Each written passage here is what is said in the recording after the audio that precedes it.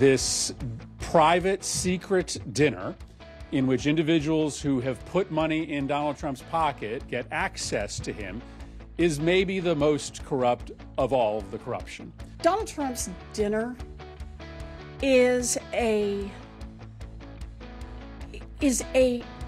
orgy of corruption.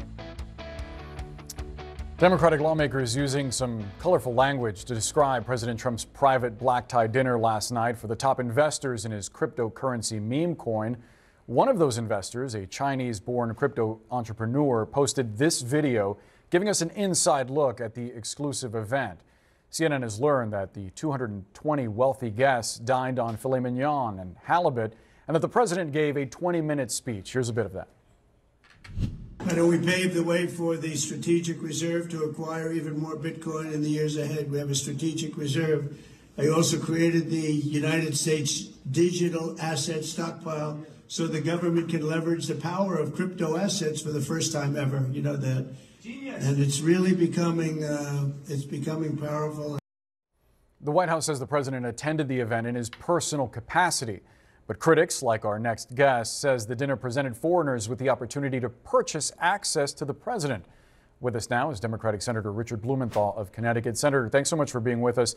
I want to play for you some sound from the press secretary, Karoline Leavitt, specifically talking about Trump's presence at this dinner. Let's listen. The president is attending it in his personal time. It is not a White House dinner. It's not taking place here at the White House. Senator, should the U.S. president be allowed to partake in a function like this during personal time? You know, the function reflects the scam. And the scam is that this access to the president, because he was president, not because he's Donald Trump, the private citizen, is the result of his office. And in effect, he's putting a for sale sign on the White House. He is, in effect, saying to the investors in his crypto meme coin that they can gain access to him and he will know who they are if they have, for example, investigations underway, as the top investor has, Justin Sun. He has a case before the SEC. And remember that the meme coin has no value in it's tied to any specific asset. Its function is simply a speculative item, and it is the result of speculation in being tied to the president and the access that has been sold here. So it is really the height of scams, unprecedented and unconscionable, selling the office in effect, and the functions just reflects that kind of scam. It is truly putting this president on a Mount Rushmore of corruption. We should note that case that you mentioned was put on hold in February. I'm curious about the substance of what some of the attendees shared with reporters. They argue that this venture is part of an effort to modernize the economy and to embrace financial innovation in a way that the previous administration didn't. I wonder how you respond to that and whether you have any evidence that the attendees actually had private time with the president to lobby for any kind of change with regulation in regard to cryptocurrency. You know, let's be realistic. They may not have had time last night to lobby with him, but he can look around the room and there's a record of who attended. He knows full well how much they've invested. And by the way, there was a leaderboard, a competition, and a contest for who was going to invest the most. And the one who invested the most was actually Justin Sun. You spoke earlier about his SEC case. It was paused and negotiations begun to settle it shortly after he began investing in this meme coin. So the president doesn't have to talk to anybody in that room for him to know who is putting money in his pocket.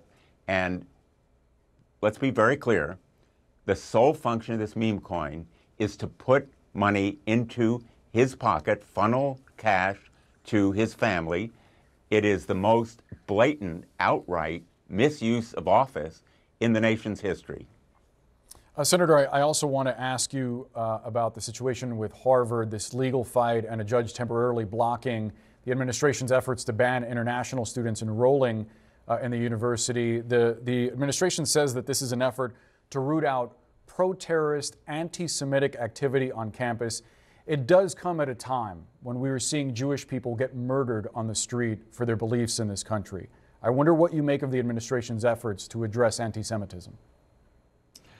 Harvard is making an effort to address anti-Semitism. It has taken steps to stop the harassment of students on campus and to end any kind of terrorist activity that could in any way be interpreted as supported by Harvard. But, you know, the irony here is that the administration is saying Harvard is coordinating with the Chinese Communist Party, and yet at that dinner last night, a number of the meme coin buyers were actually from China. You can bet they have a connection to the Chinese government. And the problem with that meme coin dinner is that it makes him beholden to foreign interests in a way that the Emoluments Clause sought to prevent. That's why I went to the floor of the Senate and asked that we have a vote on all of these payments, the plane, the meme coin, and others, and that we have a list of who was at that dinner. It's undisclosed. We know nothing about who was there. And Harvard is standing up to this administration in its slide toward a surveillance state. The demands it is making are purely retaliatory, and they're a violation of the First Amendment, which is why a court today put a temporary restraining order on the administration's demands from Harvard and its ending of the visa program that enables students, international students, to attend Harvard. It's a blatant violation of law, unconscionable and unprecedented, an intrusion on academic freedom, because what the administration wants to do is tell Harvard what to teach, who should teach, and who should be students there. And that is a violation of academic freedom, but the First Amendment, because it's based on viewpoints, not on terrorist activity or coordination with the Chinese Communist Party. Senator Richard Blumenthal, we have to leave the conversation there. Very much appreciate your time. Thank you. Our panel is back with us now, and we want to talk more about Trump's meme coin dinner last night. Tolu, initially when this invitation went out, there was an indication that some of the top spenders on this meme coin were going to get a private tour of the White House. That was since scrapped after it was reported on. We don't know exactly where this private tour is going to take place yet, do we? We don't know, but we do know that a lot of the top spenders are people from foreign countries, and this is a new way for them to donate to our political system, to donate to the person in power in the White House.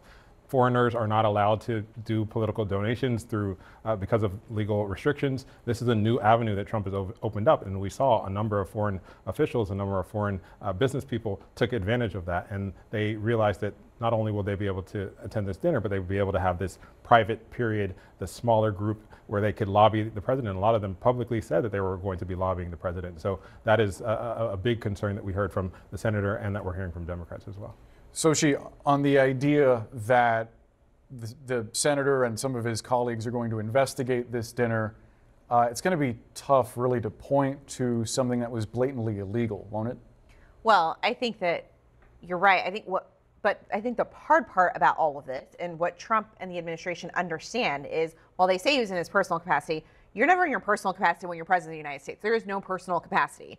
So I agree, it's going to be very difficult for Congress, especially a House and a Senate that Democrats don't necessarily run right now, for them to investigate and for there to be consequences.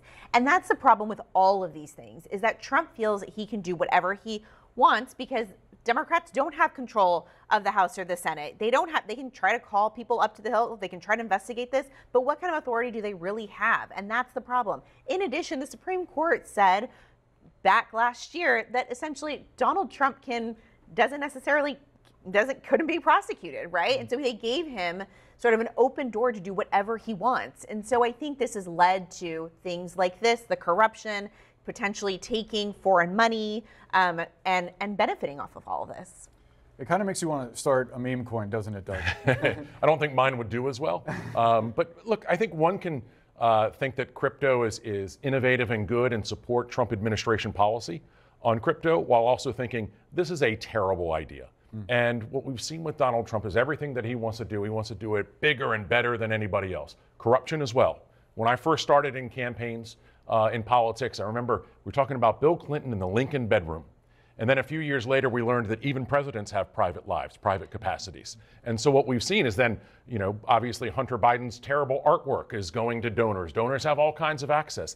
This is a new way of doing it. It obviously allows foreign donors as well, and it's a much bigger way. It should cause a lot of our problems. I can't wait for one Republican House or Senate member to say that publicly.